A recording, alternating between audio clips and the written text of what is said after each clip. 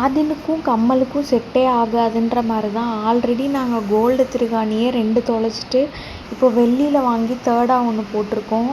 இவனுக்கு வந்துட்டு ஏன் அடிக்கடி தொலையுதுன்னு தெரியல. இப்போ இன்னொரு சைடு இருக்க காதில் இருக்க திருகாணியும் லூஸ் ஆகிட்டே இருக்குது.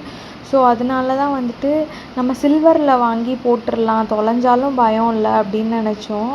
சரி சில்வரில் இந்த டைப்புக்கு வாங்கலாம் அப்படின்னு சொல்லிட்டு இது கோல்ட் பிளேட்டடில் சில்வரில் வாங்கியிருந்தோம் கிவாவில்.